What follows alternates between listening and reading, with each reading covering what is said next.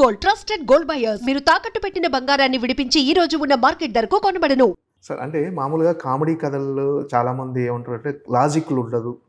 అంటే కొన్నిసార్లు మన సినిమాలో కూడా కొన్ని విమర్శలు వస్తుంటాయి కొంతమంది చేసేవాళ్ళు. అంటే కథలలో కొంచెం లాజిక్ ఉంటుంది. ఇప్పుడు సీఎంని కలవడానికి ఒక ప్రోటోకాల్ ఉంటుంది, ఇప్పుడు సెంట్రల్ మినిస్టర్ కూడా ప్రోటోకాల్ ఉంటుంది. ఇలాంటివి నిజంగా అవసరం సార్ ఒక కథలో, కామెడీ కథల్లో లాజిక్లు అనేవి ఉంటాయి. నేను ఎక్కడ లాజిక్ మిస్ అయ్యి చేయలేదండి ఈ సినిమా. మోస్ట్ ఆఫ్ ద టైమ్స్ లాజిక్గానే ఉంటుంది, ఎక్కడ టేక్ ఇట్ ఫర్ గ్రాంటెడ్గా చేయలేదు.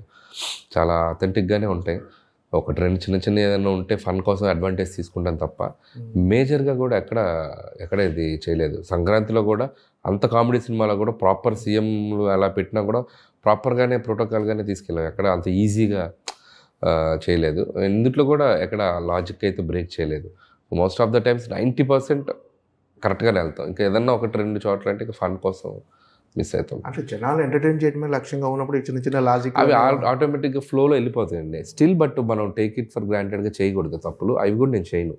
మ్యాక్సిమం లాజికల్గా ఉండడానికే చూసుకుంటాం. సో అది కరెక్ట్గా చూసేటప్పుడు కూడా ఇది ఆర్గానిక్గా కనపడాలి. సో మనం ఇదేంటి ఇలా జరుగుద్దా, ఎట్లా వెళ్తారు అనే ఫీలింగ్ రాకూడదు. మ్యాక్సిమం అలా ఆర్గానిక్గా తీసుకెళ్తేనే అది నమ్ముతారు ఆడియన్స్. అంటే మన అనిల్ రావు గారి సినిమాలు అంటే తెలుగులో ఒక ఫ్యాన్ బేస్ ఉంది, డెఫినెట్గా ఎంటర్టైన్ చేస్తాడు. మినిమం గ్యారంటీ సినిమా అనే ఒక బ్రాండ్ ఉంది సార్. అంటే ఇప్పుడు అందరు పాన్ ఇండియా సినిమాల వైపు వెళ్తున్నారు. అంటే మీకు ఆలోచన లేదా సార్ ఒక పాన్ ఇండియా కథ? As of now I'm very happy with this regional and rooted films and చాలా బాగుంది.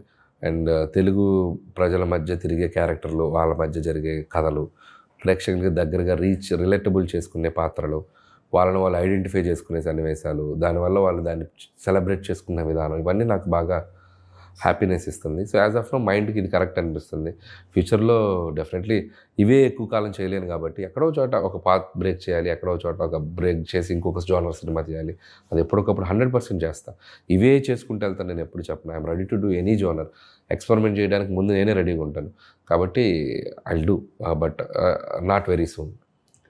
సార్ పవన్ కళ్యాణ్ గారితో సినిమా అంటున్నారు, అది ఏవి ఇంకా ప్రాక్టికల్గా మెటీరియలైజ్ అవ్వలేదండి. అంటే టాక్స్ వినిపిస్తున్నాయి కానీ అండ్ ఏది కూడా మనం కాంక్రీట్గా వెళ్ళి కలిసి అట్లా జరగలేదు. సో అందుకని అది నేను చెప్పలేను.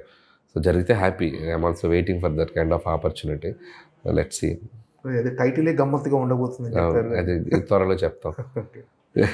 త్వరలో చెప్తాం. ఒక టైం ఉంది. Okay sir, all the best. Thank you. మళ్ళీ ఒకసారి సంక్రాంతికి బిగ్గెస్ట్ బ్లాక్ బస్టర్ కొట్టాలని. Thank you so much. Thank you.